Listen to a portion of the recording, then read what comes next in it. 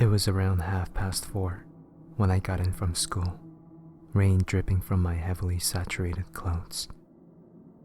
There is cold, and then there was this. Shivering couldn't describe it. My whole body was shaking, head to toe. I was almost certain that if I had been out there any longer, then my organs would have gone into shutdown and I would have just collapsed onto the street.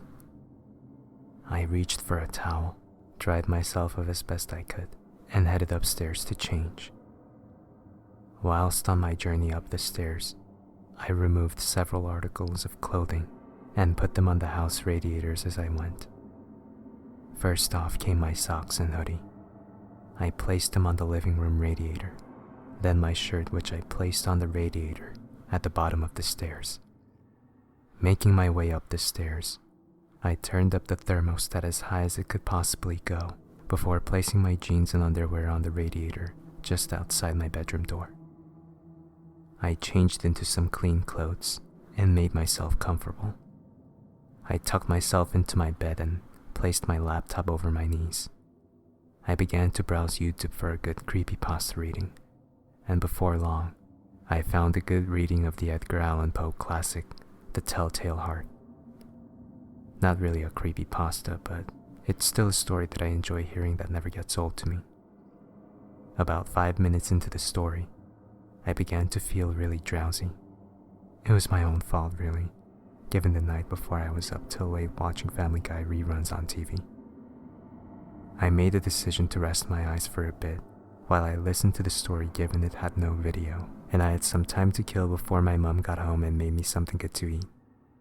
So I closed my eyes, and before long, my surroundings faded. The voice in the video dissolved into the sound of the pouring rain impacting my roof. My shivering stopped and it felt as though I had become part of the air around me.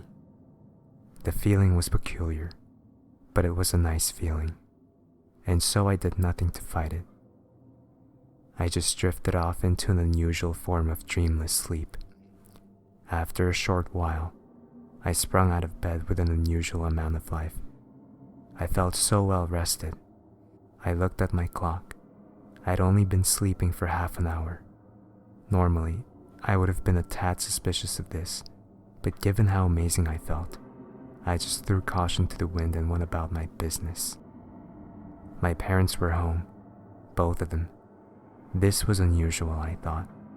My dad is never home this early. My mom was on the phone. She sounded worried.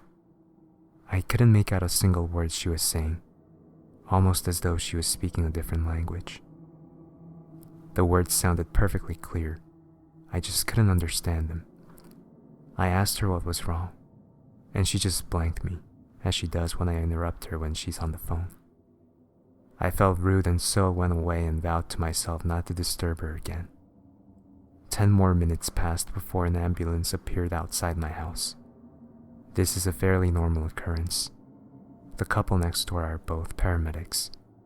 But unlike normal, the sirens were screaming, overpowering the sound of the rain, the blue lights lighting up the darkening sky. I heard a knock at the door. 2 men dressed in green uniforms pushed past me as I ran downstairs to see what was happening. I overheard the word hypothermia as they darted past me up the narrow staircase. I yelled at my parents, "What's happening?" I received no response, just a tear forming in the pit of my mother's eye. Then I saw it. I saw something that made my blood run cold and my heart skip a beat. The 2 paramedics had brought down a stretcher and lay there on the stretcher, cold and lifeless. I lay there, in a dreamless sleep.